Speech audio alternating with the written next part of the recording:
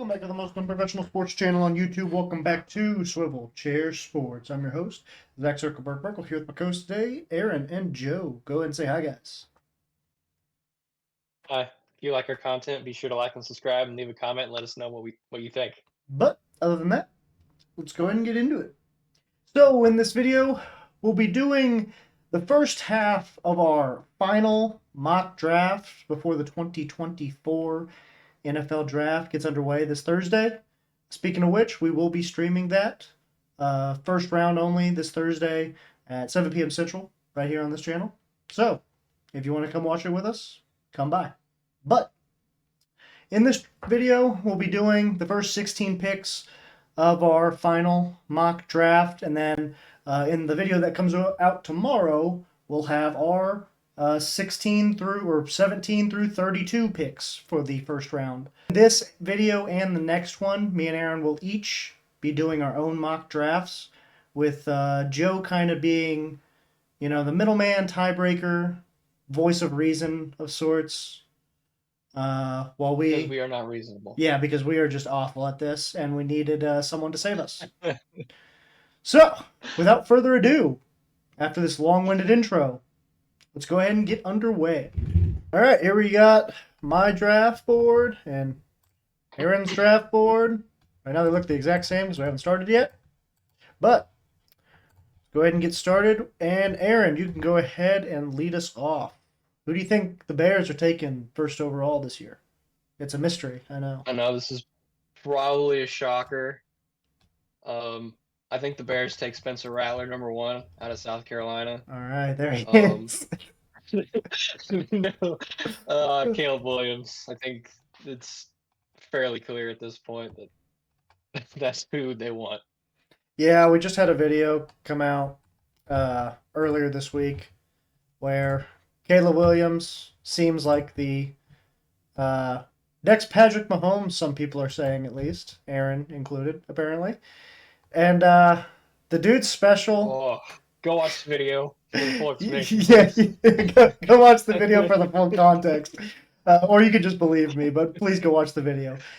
And yeah, Caleb Williams is special, specifically behind the line of scrimmage, can really get out of seemingly any situation. Got a rifle for an arm, just a special talent. Could end up being one of the best prospects we've ever seen. So, Caleb Williams, number 1 overall. Number 2, I think we both had the same first 4 picks, if I remember right. So, my number 2, Jayden Daniels out of LSU. I think he's the second best potential quarterback in this draft. We also had a video come out about him. But Jayden Daniels at LSU obviously would have broke records at many schools had, Joe Burrow not gone to that school with Jamar Chase and Justin Jefferson. But Jayden Daniels, along with Malik Nabers and Brian Thomas Jr. at LSU, put up a bunch of crazy stats similar to that Joe Burrow team, and a lot of people compared that offense to the 2019 team for good reason. So I got Jayden Daniels going number 2 to Washington. Yeah, I mean, I also have Jayden Daniels to Washington.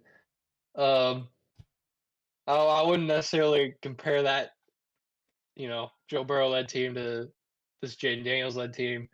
Yeah, Purely because statistically. this Jayden Daniels-led team. No, but purely because this Jayden Daniels-led team had no defense and they had to score, and Well, that Joe Burrow-led team did have a defense and they just slaughtered everybody anyway. So, yeah. I mean, give that team their props. So, but yeah, Jayden Daniels, very high potential in my opinion. fair enough. I was just saying statistically. I don't have to go too into depth context, but whatever. Aaron, who do you have going third? Today kind of specifically, I've been hearing rumors about, both the Commanders and the Patriots fielding offers to kind of move back, Mm-hmm. but I just don't think that any team can kind of give them enough to really warrant moving back. I think the Patriots are gonna either take JJ McCarthy or Drake May. I have them taking Drake May. Um, I don't know that they're necessarily in a position to not take a quarterback this year. Yeah, I echo a lot of your sentiments right there. I heard the same, obviously, that New England specifically is looking to potentially move back. Some teams like the Giants and Vikings have reached out to them specifically, trying to move into that third spot. But I agree with you that I don't know that they'll be able to give New England enough, unless the Vikings give both firsts, maybe. Which I could, that'd be the only feasible reason I see the Patriots trading out of three is to get those two first round picks from the Vikings. But other than that happening, I don't see another team being able to give New England enough to move out. And they need a quarterback really, really bad. So I also have them taking Drake May. I just think they see a higher upside with May and his arm strength over JJ McCarthy and maybe what he has to offer as maybe more of a precision passer. So, whoops. I mean, if I were them, I would 100% take the two first round picks and risk losing Drake May and JJ McCarthy, and then I agree. taking Michael Penix I would at agree. 11. You know, Yeah, no, I would agree with that. I don't think New England. I don't know. For some reason, I just don't see New England moving out of three. I guess, but the Vikings would be the one team that'd be able to move up there because they have those two firsts for sure. And I agree that that would be worth missing out on either of those two. So, Arizona. I think we all kind of know who they're taking, assuming quarterbacks go first three picks. Marvin Harrison Jr., best receiver coming out this year. Dude's a freak of nature. Crazy good athlete. Best receiver in the class. Highest upside, highest floor probably as well, though. Dad's a Hall of Famer. He could be too. So, Marvin Harrison Jr. going number 4 to the Arizona Cardinals. yeah. I mean, Sam. There's not really anything else to be said. Yeah. And then 5, I have the Chargers staying put and taking Malik Neighbors, kind of like we've talked about. Um, they traded away their entire receiving core, so I think Yeah. they have to look to replace it in this draft and do that with arguably the best, probably the second best in this class, and Malik Neighbors. Yeah, I see what you're saying there for sure. If the Chargers stay put at 5, they're either going receiver or Joe Alt. I think it'd make more sense to go receiver because they traded away Keenan Allen and cut Mike Williams. But um, I have the Vikings trading up to 5 because for some reason I guess New England didn't want the two first round picks. But obviously the Chargers were willing to do it, and because this is such a deep receiver class, they were willing to risk losing out on Malik Neighbors to maybe also pick up an offensive lineman later in the draft on top of that. So Minnesota gives them their two firsts for the Chargers' fifth overall pick. I don't think they'll actually have to throw in another pick, but in this one they're making them for some reason. So we'll have them throw in a third, I think. Yeah, a third to make it work. And then at number 5, I have the Vikings taking J.J. McCarthy out of Michigan. Obviously, national champion this past year, highest riser probably amongst all the prospects in this year's draft. And Minnesota's been linked to him as well, so I could see them maybe being worried that like a team like New York, the Giants being could maybe be interested in taking JJ McCarthy at 6, and they get a little skittish, worried about missing out on him. Jump up to 5, giving up both first round picks to take him, and Chargers moving back to allow that to happen. So I got JJ McCarthy going 5th. My only thing about the Vikings trading up is, to me, it'd have to be to 3 to really warrant it. I mean, do they love JJ McCarthy enough to say we have to jump the Giants? Or do they just say, we'll keep our two first round picks and we'll take, Penix or Nix whoever's next on their list. That's my only view on it. Yeah, I think they see kind of like you've referenced in some of in the past. I think they see the Josh Allen upside in JJ McCarthy, uh, and they feel that warrants giving up a potential, I don't know, lineman or probably not receiver because they've got two already, but a lineman or defensive guy in the 20s. Um, to grab him, and hopefully he is the next Josh Allen or whatever you want him to be. So that's why I think they end up moving up personally. But I see what you're saying as well, to where if they don't like McCarthy much more than like a Nix or a Penix, they could easily stay at 11 and take one of those two. So just kind of depends how highly they think of McCarthy, I think. It's how But highly, and I think yeah, go ahead. some of it also depends on though, like if the Giants, how much do you think the Giants are taking a quarterback? The Giants suck. Yeah. Like they need more than just a quarterback to go start winning. Mm-hmm. Plus, they'd For be sure. wasting a top draft pick on a when you already have a quarterback that you're paying 150 million to, which just based on salary alone, that guy's got to be your starter unless you get rid of him. So Also, I guess yeah. Also super true. But tons of reports I've heard say that for some reason the Giants are looking to get a quarterback and even want to kind of move up to three to do so. So I would assume if they want to move up to three, it's for either McCarthy or May. In this fantasy world I'm living in right now, it's McCarthy. So, but the contract they're giving Daniel Jones would look really really bad if they take a quarterback at 6. So it makes it a little sticky. That's why I have them taking a receiver. Roma Dunze. Or not Roma Dunze, Malik Neighbors out of LSU. Um, second best receiver off the board after Marvin Harrison Jr. had a great year this past season. Put up crazy numbers. Could do the same in the NFL. We've seen it happen fairly recently with LSU guys, Jamar Chase, Justin Jefferson, guys in the past, Odell Beckham Jr. LSU's kind of been wide receiver U the past decade, along with like an Ohio State. So yeah, Malik Neighbors goes 6 to the Giants. I could see the Giants taking a wide receiver.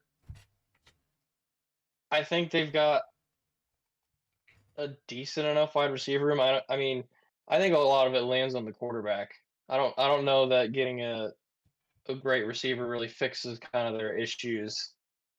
Uh, so I have them taking Troy Fautanu out of Washington, Okay. shoring up that O line for whether it be Daniel Jones in the future or some other quarterback that they decide to bring in. Uh, they've got two young receivers, including Jalen Hyatt, who they got last year, and I don't think they've really gotten a fair chance to see what he can do.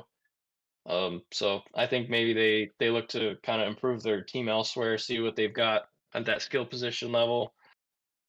Maybe look to draft a running back later to replace Saquon that they lost to the Eagles.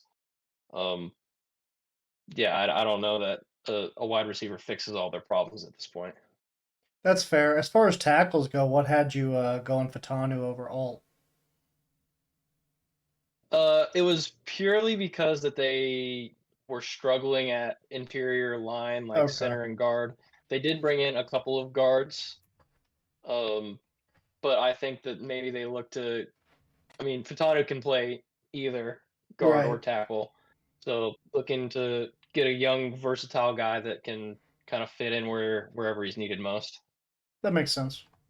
I can see I them agree. moving back maybe. But yeah, I could see them maybe wanting to go more of an Yeah, interior guy. I didn't see anybody having enough value to move up. I mean, other than the Vikings, and then like I said, Yeah. if the Giants aren't quarterback, why would there nobody else in front of the Vikings is taking quarterback other than the Giants? Right. Who you got 7? Joe Alt. Oh, that's right. Yeah. I mean, that's just kind of he should be. I'm excited to see what he does. They're gonna shore up that line for Will Levis. See what he can do this year. That'll be fun to watch.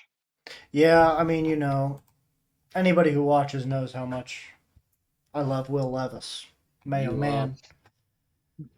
I am a big fan of Mayo Man. So I also had them taking Joe Alt to shore up that offensive line around their new franchise quarterback, the king of the AFC South. I know there's CJ Stroud. I know there's Trevor Lawrence. I know there's Anthony Richardson. But you know what? You shore up that offensive line for Will Levis and watch that kid play.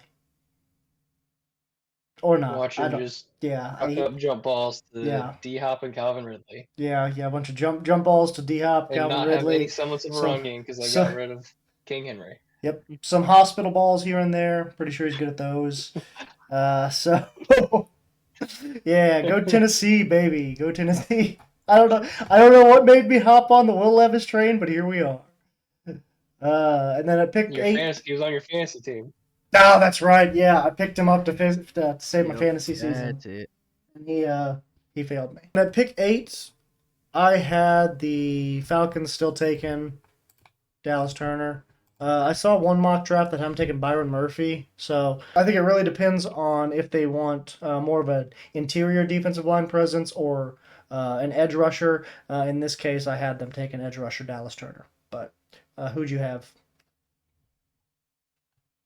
Now, last time you were making fun of me for having the Broncos trade up to get their quarterback. I did not have them doing that this time. Yeah. I had the Falcons staying put and Dallas Turner.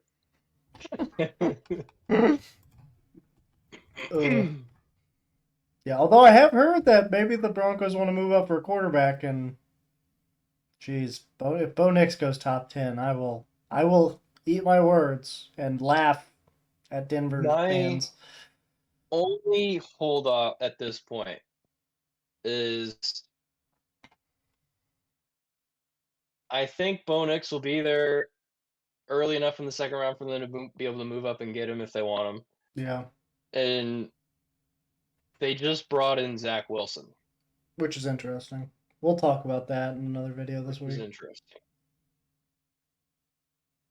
Hey, the Broncos mean, granted- $80 million in cap. They just might be willing to sell house for Bo Nix. Yeah. Interesting. Who the Bears taking, Aaron? I have them complimenting that receiver core that they've already got going on there and taking Roma Dunze. That could be an absolutely filthy team. Yeah. Caleb Williams, Roma Dunze, Moore. That offense could turn around real quick. Oh yeah. So that'll be fun to watch this coming season. Yeah, I also had the Bears taking Roma Dunze if he's available at 9. Similar to what you said, I mean, that receiver core would be filthy for a rookie Caleb Williams to be throwing to, assuming they can keep him on his feet. So I could also see them going in offensive line on this pick as well, because their offensive line wasn't great.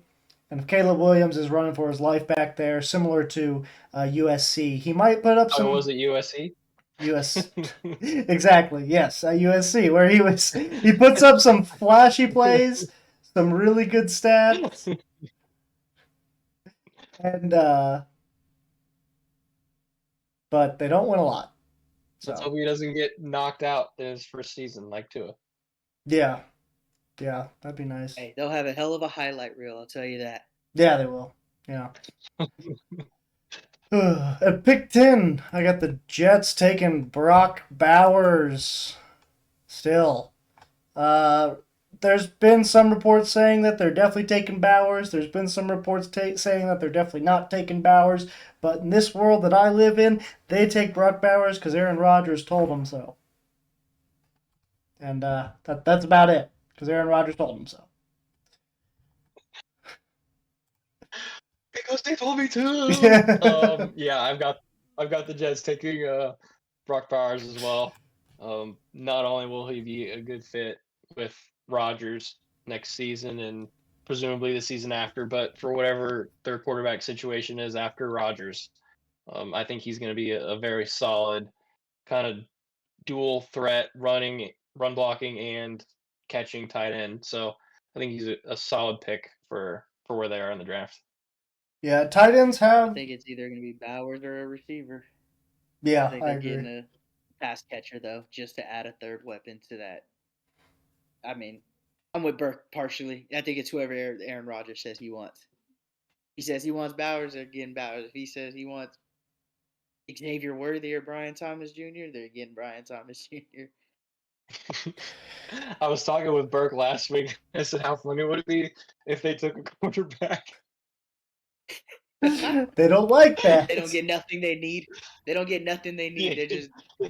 Yeah. They're gonna go draft Michael Penix and let him sit the bench for 3 Dude, years. that'd be wild. Yeah. Yeah. No.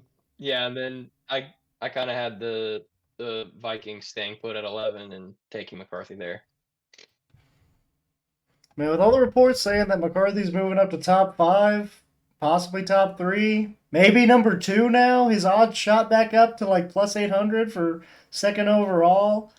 If he's there at 11, I could the Vikings would be thrilled for sure if they don't have to move up to take him. So, I just don't know if he's gonna fall that far. With all, it could all be smoke and mirrors though. Could easily be smoke and mirrors. As for 11, I forgot. Yeah, that threw me for a loop for a second. I forgot I had the Chargers trading out of 5 to let the Vikings take McCarthy. So at 11, I had the Chargers taking Fashanu out of Penn State to help shore up that offensive line. I'm sure Justin Herbert would have liked a receiver here as well, but hopefully he'll settle for a guy that keeps his jersey clean and him upright in the pocket. So Chargers could use all the What help was they his can first get. name? I forgot how to say it. You Well, what- practiced this all. You practiced this a lot last week. Come I on. know. Alumiyawa. Alumiyawa. Yeah, Alumiyawa. Yeah. It's Alumiyawa Fashanu.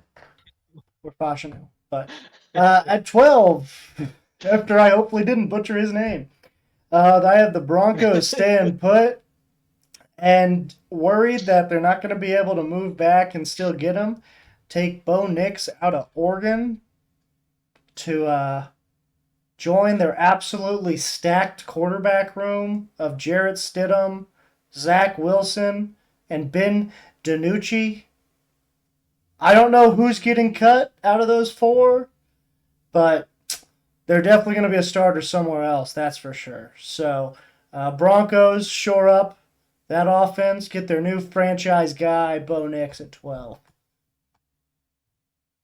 DiNucci's going to be needing to look for some dinero elsewhere, I think. Yeah, in that situation. probably if that happens. Yeah, he's probably gone.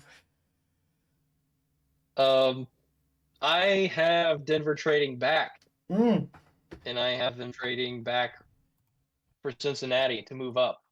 And Cincinnati does some sort of package deal where Denver gets T. Higgins. So Denver gets a quality receiver to join Cortland Sutton. And then I have the Bengals taking Brian Thomas Jr. out of LSU. I mean, T. Higgins is kind of hinted at wanting to leave, asking for a trade. So I have them taking the smart option, replacing that massive contract that he's kind of looking for a first round great talent receiver. So I have heard that Cortland Sutton may be sitting out until he gets an extension. So the Broncos may be looking to trade him after already trading Jerry Jeudy. So that would actually kind of make sense, them trading for T. Higgins, if Cortland Sutton is on the way out. So I like that a lot. Brian Thomas Jr. fits really well into Cincinnati as well. Bring in another LSU guy to go along with an LSU quarterback and another LSU receiver. Maybe trade for Justin Jefferson later down the line still. I'm keeping that hope alive, keeping that dream alive for you guys in Cincinnati. But no, I really like that. I really like that for both teams. That makes a lot of sense for both sides. So, who you got the Raiders taking? Well, we'll have to wait and see because I also have the Raiders trading back. back-to-back trades. Whirlwind. Kind Whirlwind. of stealing your thunder here from our conversations. I have the Philadelphia Eagles moving up, trading with Yes. the Raiders and taking a depth cornerback, Terrion Arnold, out of Alabama. Gosh, that comment still pisses me off. The fact that a report came out today saying the Eagles are looking to move up now too, I was like, right there, buddy, right there, pal. Yeah, but for a depth cornerback. And Number 13, I had similar to you. I had another back-to-back situation here. Las Vegas Raiders take Michael Penix, quarterback, out of Washington.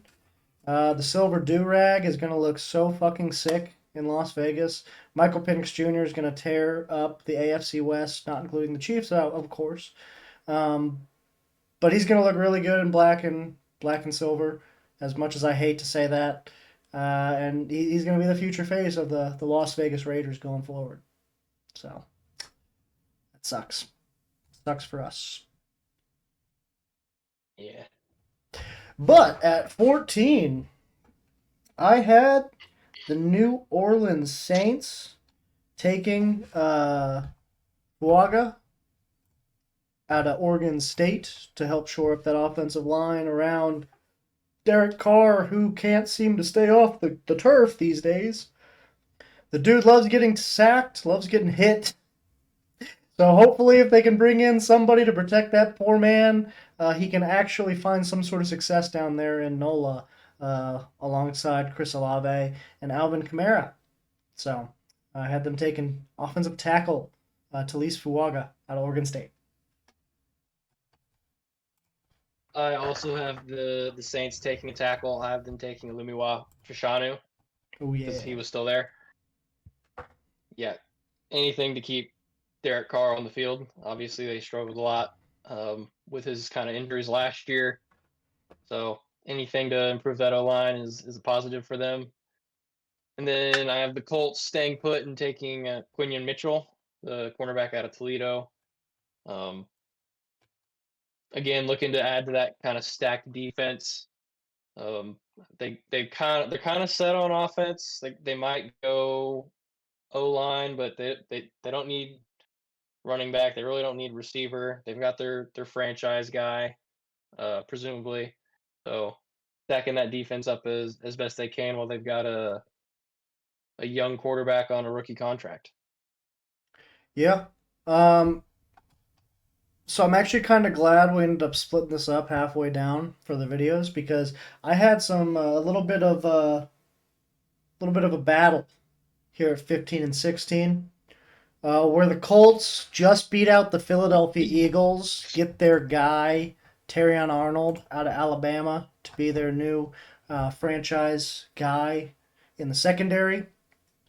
Meanwhile, the Eagles just miss out on him, but panic, worrying that the second best corner, Quinion Mitchell, in the draft may go before they can take him at 22. So they trade up with Seattle to get pick 16. Oh, fine. Just pick then. Oh, there. To get pick 16, take Quinion Mitchell out of Toledo to hopefully shore up that secondary that was really, really bad last season. Second worst as far as passing touchdowns allowed goes. And then bottom 5 in passing yards allowed. So Philadelphia needs a lot of help in the secondary. Panic after Terrion Arnold goes 15. Trade up to 16 to take the second guy off the board. I like it. Yeah, and at 16, I have the Seahawks. Again, shoring up that offensive line, good offensive line draft. So they take Amarius Mims out of Georgia. Marius Mims going before Latham and Fuaga. I like it. All right. He's a little more raw talent, but he's an absolute physical specimen. So Here we have our draft recaps of the first 16 picks that we just finished up. As you can see, the first 4 entirely identical. Caleb Williams, Jaden Daniels, Drake May, Marvin Harrison, all to these respective teams right here. This is Aaron's side. This is my side, by the way. Pick 5 is where it starts getting a little bit different. On my side, I had the Chargers trading back and the Vikings trading up to take J.J. McCarthy at 5. Meanwhile, Aaron had Malik Neighbors going to the Chargers, who stayed put. Then at pick 6, he had the Giants taking Fatanu, while I had him taking Neighbors. 7, we both had the Tennessee Titans taking Joe Alt. 8, we both had the Atlanta Falcons taking Dallas Turner. Both had Roma Dunze going to the Bears at 9 and Brock Bowers going to the Jets at 10. Due to the trade I made early on in the draft, though, our 11s are a little bit different, with me having the Chargers trade back to 11 and taking Fashanu. Meanwhile, Aaron had the Vikings staying put and taking J.J. McCarthy, who fell to them at 11. And then Aaron had both the Denver Broncos and Las Vegas Raiders trading back. Broncos trading back with the Bengals, so the Bengals could come up and take Brian Thomas Jr. Raiders trading back with the Eagles, so the Eagles could trade up and take Terrion Arnold. Meanwhile, I had them both staying put, both taking quarterbacks. Broncos taking Bo Nix at 12. Raiders taking Michael Penix Jr. 13. And then at 14, we both had the Saints taking tackles. Aaron taking Fashanu. With Fashanu being gone on my end, I had the Saints taking Talise Fuaga. And then we both had the Colts taking cornerbacks, with Terrion Arnold already being gone for Aaron. Colts took Quinyon Mitchell. Meanwhile, he was still available for me, so they took Terrion Arnold at 15. And then after that, the Eagles in my draft traded up to 16 with the Seahawks to take Quinyon Mitchell at 16. Meanwhile, Aaron had the Seattle Seahawks staying put and taking Amarius Mims, offensive tackle out of Georgia. So that's our little summary, a little recap of the first 16 picks of our final 2014 NFL mock draft. Stay tuned for the second 16 in the next video. But unless you got anything else for this video, I think that'll do it for this episode of the most unprofessional sports channel on YouTube, Swivel Chair Sports. I'm your host, Zach Zuckerberg. I'm here with my co-host today, Aaron and Joe. Go and say bye, guys. Bye. All right, please make sure to like and subscribe if you enjoyed this. Other than that, deuces.